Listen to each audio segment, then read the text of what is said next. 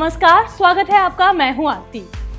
जो लोग मोदी सरकार पर बार बार आरोप लगाते हैं, खुद को इस देश में असुरक्षित महसूस करते हैं, जो लोग देश विरोधी नारेबाजी करते हैं और जो लोग ऐसे लोगों का समर्थन करने के लिए पहुंच जाते हैं, वो देख लें कि मोदी सरकार देश में कितनी ईमानदारी के साथ काम कर रही है, किस तरह मोदी राज में भ्रष्टाचार पर लगाम कसी गई है और कैसे उन्होंने देश में चल रही कट की कंपनी को तबाह कर दिया है। ये हम नहीं कह रहे, ये तो वो आंकड़े कहते हैं जो खुद मोदी सरकार की ईमानदारी की कहानी कह रहे हैं।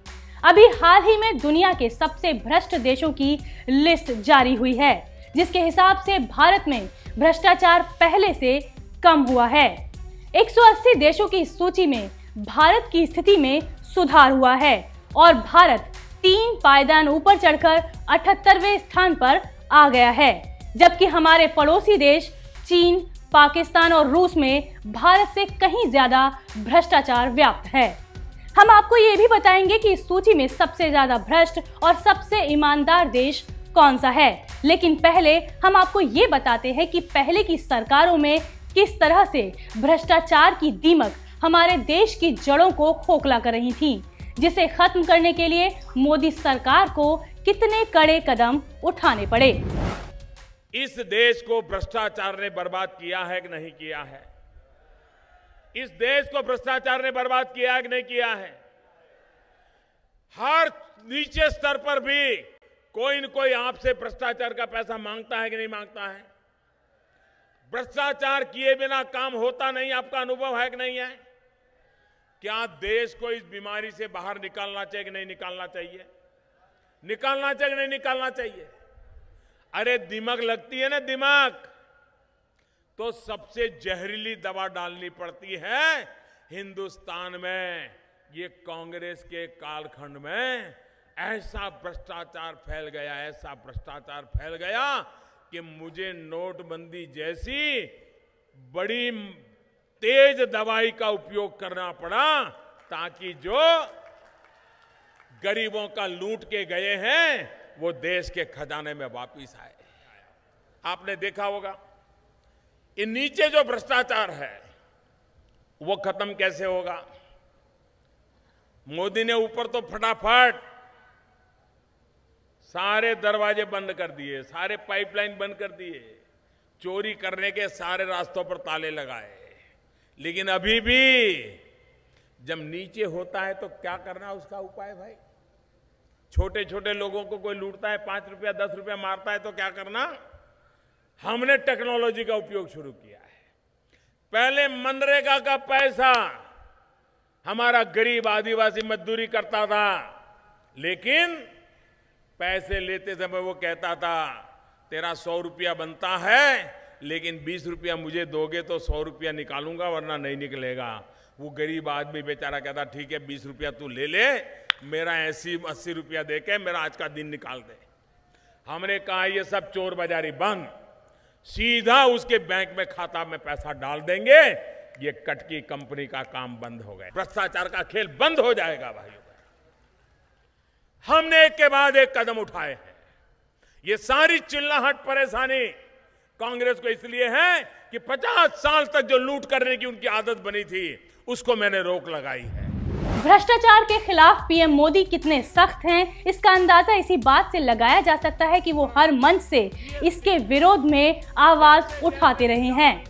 पिछले साल लाल किले की प्राचीर से भी पीएम मोदी ने साफ कर दिया था कि उनकी सरकार भ्रष्टाचार के खिलाफ आंखें मूंद कर नहीं बैठ सकती।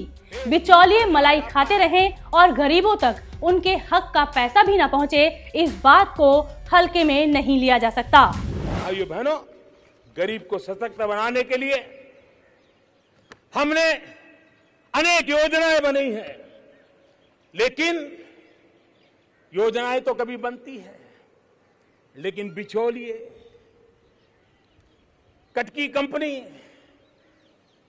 उसमें से मलाई खा लेती है।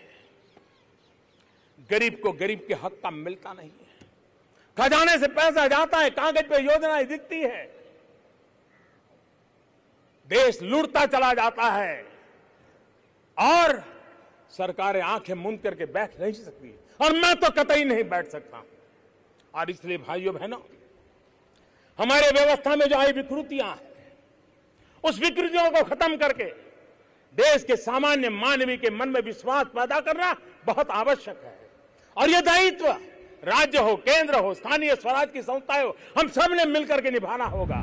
बीजेपी के राष्ट्रीय अधिवेशन में प्रधानमंत्री ने कहा था कि हर बीजेपी कार्यकर्ता को इस बात पर गर्व होना चाहिए कि उनकी सरकार पर आज तक एक भी भ्रष्टाचार का आरोप नहीं लगा। देश के इतिहास में पहली बार ऐसा हुआ है जब सरकार पर भ्रष्टाचार का एक भी आरोप नहीं लगा है। हम सब इस बात पर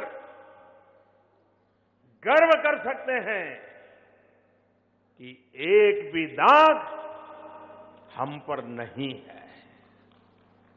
हमसे पहले की सरकार, उनका जो कार्यकाल था, उसने देश को बहुत अंधेरे में धकेल दिया था। चलिए अब हम आपको बताते हैं कि भ्रष्ट देशों की इस सूची में वो कौन सा देश है जो भ्रष्टाचार के खात्मे में सबसे ज्यादा सफल रहा।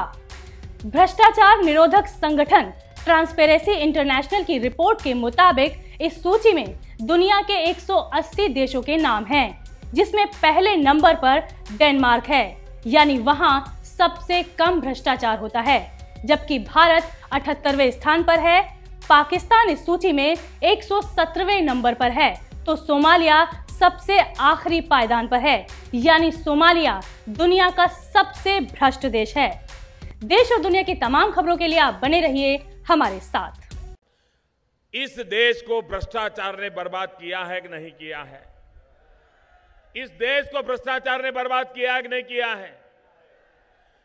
हर नीचे स्तर पर भी कोई न कोई आपसे भ्रष्टाचार का पैसा मांगता है कि नहीं मांगता है? भ्रष्टाचार किए बिना काम होता नहीं, आपका अनुभव है कि नहीं है? क्या देश को इस बीमारी से बाहर निकालना चाहिए कि नहीं निकालना चाहिए? निकालना चाहिए कि नहीं निकालना चाहिए? अरे दिमाग लगती है ना, दिमाग तो सबसे जहरीली दवा डालनी पड़ती है।